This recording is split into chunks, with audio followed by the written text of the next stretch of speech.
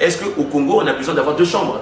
Nous avons vu le président du Sénégal, Macky Sall, arriver au pouvoir et quelques temps après, pour maximiser l'économie sénégalaise, a carrément, purement et simplement supprimé la chambre haute, le Sénat. Mais dans notre pays, nous avons le Sénat, nous avons le Conseil économique social et nous sommes dans un régime hyper présidentiel, là où c'est le président qui gère tout, qui nomme tout, qui fait tout, mais on a quand même... À quoi servent-elles finalement? Bien sûr, ces institutions, à quoi servent-elles? Si on a des institutions seulement pour caser, allez, comme on va dire, hein, pour caser ses collaborateurs, non, nous voulons aujourd'hui un Congo dynamique, un Congo qui gère mieux ses finances publiques.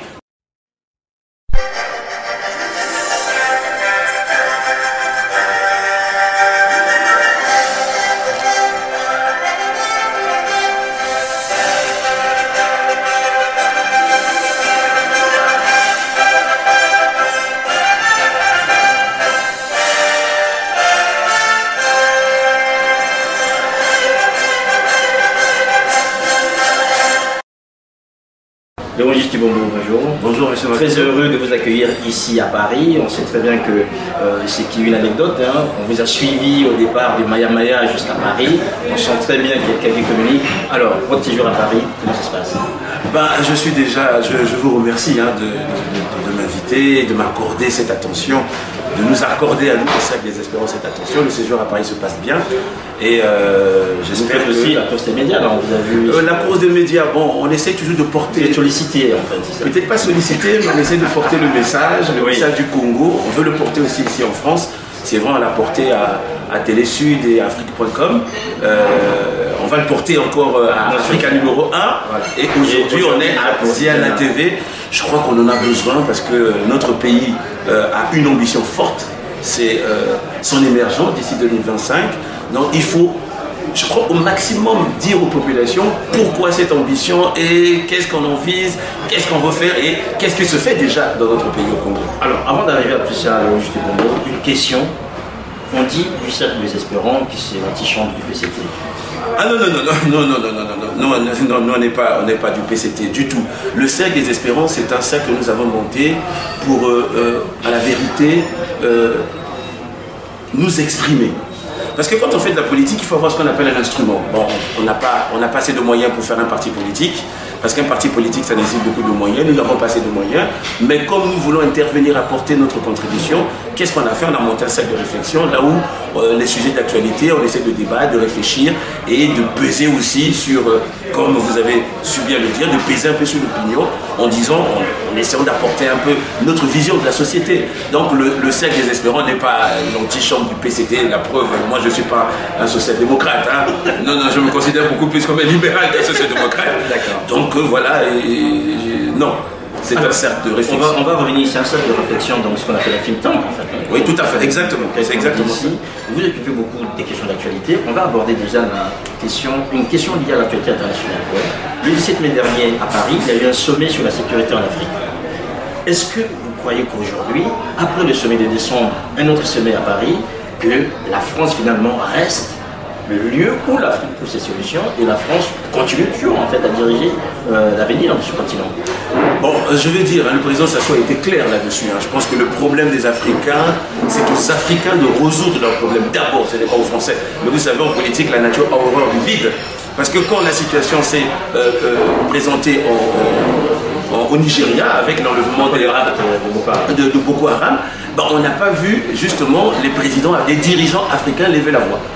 Et paradoxalement, quand on a vu quelques médias occidentaux quand ils se sont emparés de l'affaire, et le président français, bon, écoutez, il a besoin de rebondir au niveau des sondages, alors bon, c'est pas mal aussi, mais c'est d'abord aux Africains, je crois que c'est d'abord aux Africains, surtout à l'Union africaine, puisque nous avons un conseil de paix de l'Union africaine. C'était au conseil de paix de l'Union africaine de se saisir d'abord de la question.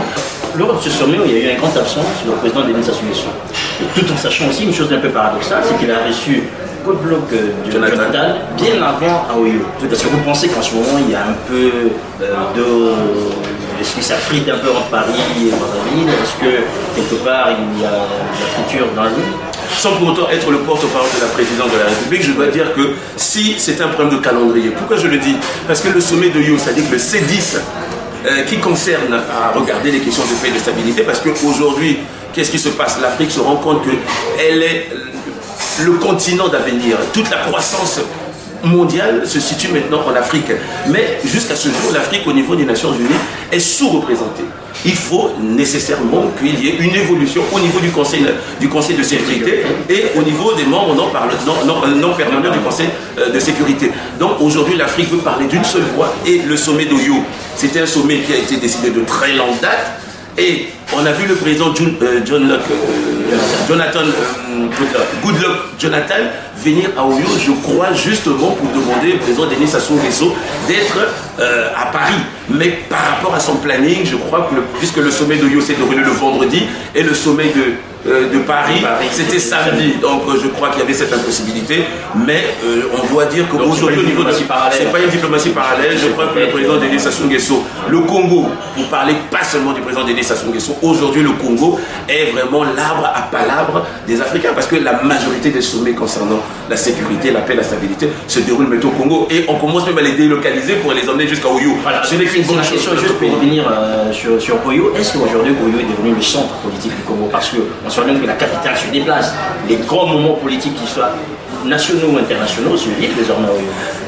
Non, bon, il y a des sommets qui se déroulent aussi à Camp David, aux États-Unis. Non, c'est pas ça le problème. Le problème, c'est qu'on sent quand même que le Congo est en train d'évoluer. Oui. Avant, tout se déroulait, tout se concentrait à Brazzaville ou à Pointe-Noire. On va revenir sur ce sommet en fait de Rio.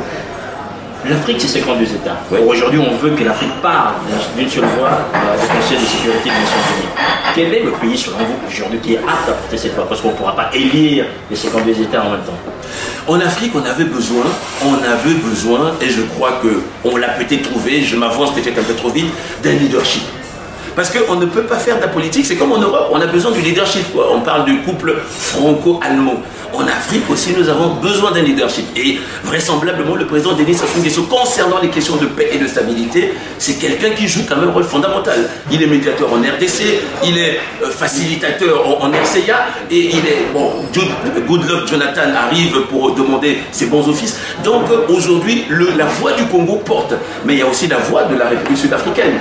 Parce que la République sud-africaine a une voix aussi qui porte. Je crois que le Nigeria, avec Boko Haram, est en train de perdre un peu, même si le dynamisme économique de ce pays est au diapason, mais est en train de perdre la voix. Je crois qu'au Congo, manifestement, le président Denis Sassou Nguesso et le président Jacob Zuma, qui a rempli aujourd'hui, il a prêté serment, ce sont les voix qui commencent à porter au niveau de l'Afrique. Il faut que l'Afrique apprenne à parler d'une seule même voix, parce que quand on parle d'une seule et même voix, on peut facilement se faire entendre auprès des autres puissances économiques régionales et mondiales. Vous avez évoqué la RCA. Aujourd'hui, ce pays vit une actualité sanglante. Quasiment tous les jours, il y a des hommes et des femmes qui perdent leur vie.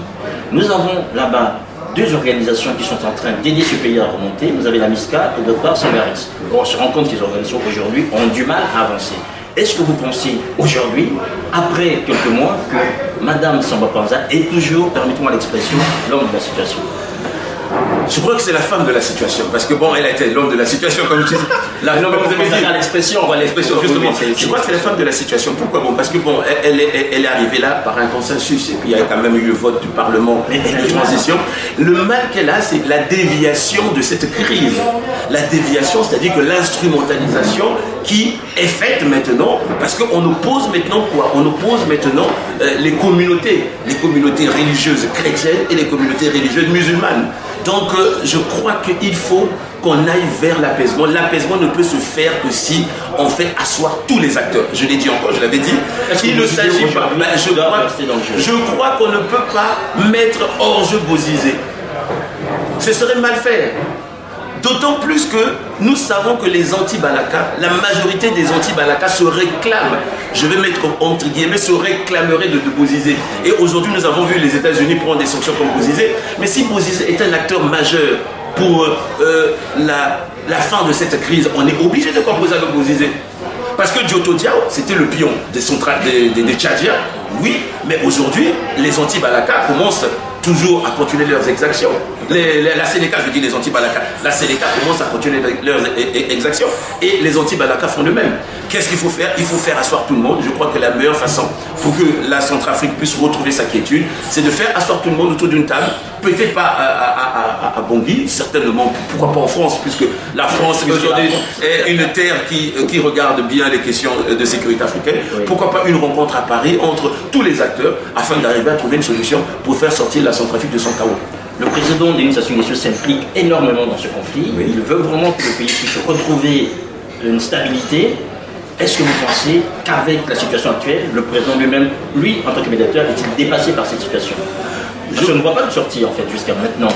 Bon, il faut dire qu'il y a un gouvernement en place. Le gouvernement devait aussi s'atteler à la tâche. On a vu Madame Samba Panza demander à ce que son gouvernement soit réaménagé au bout de 30 jours, au bout de 100 jours. Elle pense que vraisemblablement il y aurait des ministres qui ne joueraient pas, on va dire, je mets tout au conditionnel, correctement leur partition, leur rôle. Bon, ça, c'est un fait. Mais le problème, c'est que le président Denis Sassou Nguesso, je ne pense pas qu'il soit dépassé. S'il était dépassé, il n'aurait pas investi autant d'argent et autant d'énergie pour la Centrafrique. Peut-être que c'est Mme Samba Panza l'intention de pouvoir démissionner en fait. Ben, justement parce que bon, elle se dit qu'elle n'a pas toutes les cartes entre ses mains. Un pays dans lequel aujourd'hui on a du mal à s'asseoir et à discuter sur un sujet d'une manière assez paisible, c'est le Congo. Notamment le sujet qui concerne la Constitution. Ouais. Au niveau du cercle des espérants, quelle est votre position? Ben, notre position est simple. Nous avons même rédigé une tribune que nous avons publiée, un nouveau pacte républicain pour une nouvelle république, justement pour interpeller tous les acteurs, pour faire comprendre que le débat sur la Constitution, déjà pour nous, ce n'est pas un débat actuel, parce qu'il faut le dire à nos téléspectateurs qui nous suivent à Ziana TV, ce n'est pas un débat actuel, nous ne le prenons pas opportunément en disant que non, mais aujourd'hui, parce que soi-disant il y a 2016, non, nous avons commencé, les faits sont têtus, nous avons commencé à lancer ce débat dès pratiquement fin 2008, pour dire que la Constitution que nous avons actuellement, c'est une Constitution qui porte les stigmates de l'échec du Congo. Oui. Et pourquoi est-ce que nous le disons? Pourquoi est-ce que nous l'avons dit? Mais parce que c'est une constitution qui a été mise en place suite à des conditions particulières. Nous sortions de crise et c'était ce qu'on appelait nous tous la bêtise humaine que nous avons conceptualisée dans notre pays. Donc il fallait un pouvoir fort pour essayer de stabiliser le pays et on a donné à l'institution président de la République tous les pouvoirs. Et de l'autre côté, qu'est-ce qu'on a fait? On a superposé les institutions. Alors que le principe même, selon les grands philosophes de lumière, c'est-à-dire selon Montesquieu, le principe c'est que la séparation des pouvoirs, le pouvoir doit arrêter le pouvoir. Or que dans notre pays, le pouvoir n'arrête pas le pouvoir. Je prends un exemple pour être très précis, parce que nos téléspectateurs, pour essayer de faire évoluer ce débat. Nous avons une constitution, par exemple, où les ministres sont nommés par le président de la République et ne sont responsables que devant le président de la République, à qui ils rendent compte. À quoi sert l'Assemblée? À quoi sert l'Assemblée en ce moment précis? Question.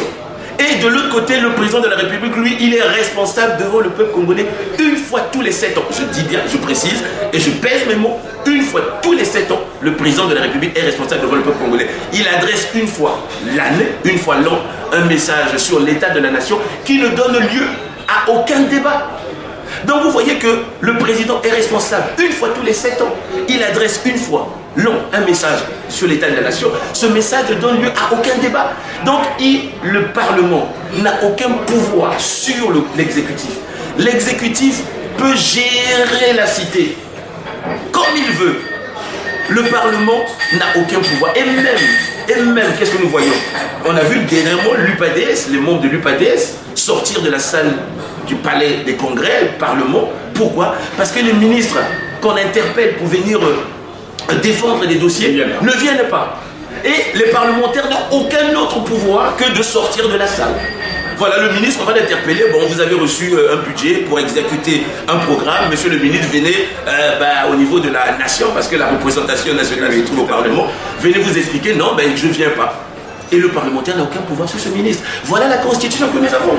Aujourd'hui, nous avons besoin de plus de démocratisation. C'est ce que nous avons mis dans notre pacte républicain, le nouveau pacte républicain. Parlons de démocratisation, de Justice Bongo. Est-ce que l'initiative prise il y a quelques jours à la Cuvette Ouest, où on a remis au président un projet de constitution, est une bonne initiative qui concourt à cette démocratisation que vous appelez de vos voeux? Bon, moi, je fais un distinguo entre la politique et entre la politique politicienne et entre l'évolution, le dynamisme de notre société.